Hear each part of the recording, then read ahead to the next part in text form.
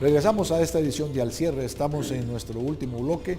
Analizamos el último Latin Barómetro, informe que se realiza financiado por el Consejo Nacional de Rectores de Costa Rica y por la Universidad Vanderbilt de Estados Unidos. Nos acompañan Vladimir de la Cruz, Renzo Rosal de Guatemala y Alejandro Barahona.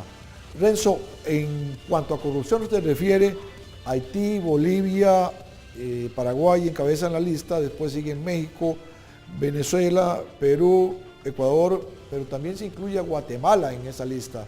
Es un dudoso honor estar allí, ¿no? Perdón, no escuché la última parte. Digo que en cuanto a materia de corrupción, el informe destaca los casos que uno entendería de Haití, Bolivia, Paraguay, después siguen México, Venezuela, Perú, Ecuador, República Dominicana y sigue Guatemala. Creo que encabeza la lista de Centroamérica. Por supuesto que es obviamente muy preocupante. En materia de corrupción, digamos, Guatemala está incluida en la lista de los países que la Latin Barómetro juzga, califica como más tendientes a darle tendencia al soborno, particularmente en los negocios públicos. Bueno, y en la práctica, pues ese hallazgo, digamos, termina siendo primero muy real, e inclusive de pronto un poco por debajo de la realidad, y por supuesto que también en términos de la ponderación del resto de países, pues lamentable la ubicación que tenemos como país.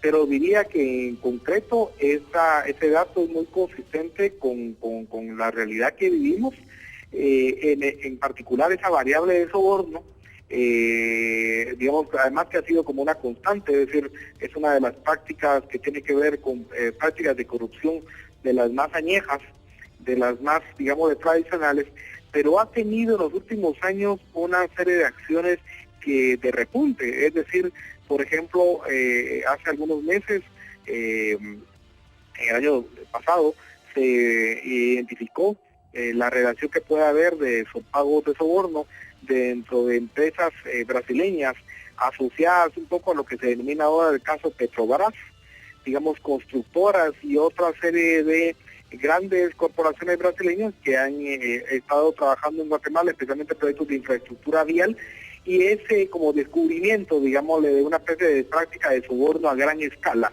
viene a confirmar precisamente este dato. Es decir, nos ubicamos hoy por hoy en la parte alta de los países donde hay mayores, donde el fenómeno de la corrupción se ha consolidado, se ha hecho mucho más evidente, de la mano también de estructuras criminales. Es decir, eso quería destacarte, porque en algunos casos da la casualidad o la realidad de que esto va acompañado del incremento de la delincuencia y de las bandas criminales. Sí. Claro, precisamente lo que denominamos en Guatemala los cuerpos ilegales y aparatos clandestinos de seguridad, cuyas siglas son FIACS, que es, digamos, un concepto, una especie como de concepto de Guatemala, lamentablemente, como fue la parapolítica, digamos, en el caso colombiano.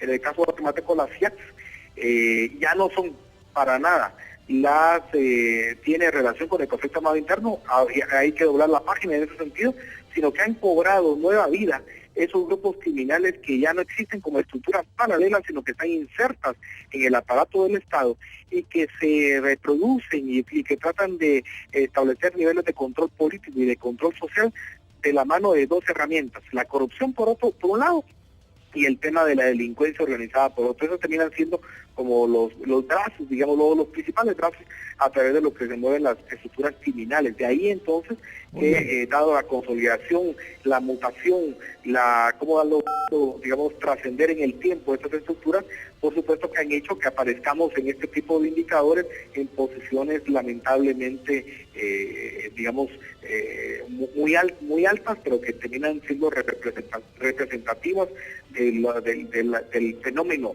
digamos, de la erosión de la institucionalidad, la poca presencia del Estado y cómo eso es aprovechado por esas estructuras. Muy bien, muchas gracias por tu participación, Renzo. Un gusto, a las órdenes, muy buen día. Alejandro, sobre este tema, en la corrupción, ¿cuál es tu visión del tema? Bueno, tenemos una enorme asimetría. Tenemos por un lado Haití con casi un 70% de la población que manifiesta haber sido objeto de solicitudes de soborno, frente, por ejemplo, a un Chile con un 5.5. En Centroamérica en general podemos ver desde un Salvador con 9.8 hasta un Honduras con 23%. O sea, tenemos sobre esto grandes asimetrías donde se debe avanzar, porque el tema de la corrupción va ligado también no solamente al tema de seguridad, sino principalmente impunidad. Y ese es un elemento muy importante si lo que aspira en general América Latina es a fortalecer sus instituciones y por supuesto con ello la democracia. Cabe notar acá que cuando se refiere a corrupción se centra únicamente en la corrupción pública, no así en la corrupción privada, que es también desde donde viene muchas veces más bien la oferta de delinquir, de corromper. Sin embargo, yo planteo dentro de esta perspectiva que sin duda alguna hay buenas prácticas, buenos ejemplos que se pueden analizar para tratar de reducir no solamente el fenómeno, sino ir ajustando a la institucionalidad pública bajo un esquema muy sencillo, y es de modernidad, de modernización de las instituciones públicas, porque esto sin duda alguna es un cáncer que puede corromper la credibilidad de la ciudadanía, los sistemas políticos y la democracia en general. Muy bien, muchísimas gracias Alejandro por tu participación nuevamente. Vladimir, tu conclusión. Me parece que en materia de corrupción generalmente es la corrupción pública la que se ubica, no la privada, estamos de acuerdo. Y me parece también que hay algo importante, que en el gobierno anterior, 2010-2014, no hubo casos en Costa Rica que afectaran a las altas autoridades de gobierno, a decir ministros, viceministros y oficiales mayores.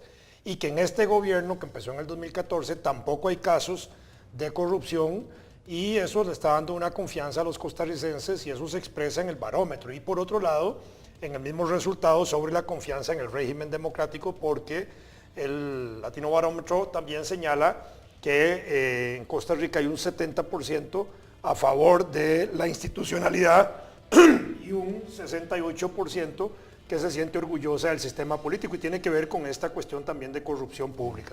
Muy bien, muchas gracias Vladimir. Gracias a todos ustedes y nos vemos la próxima semana en otra edición de Al Cierre.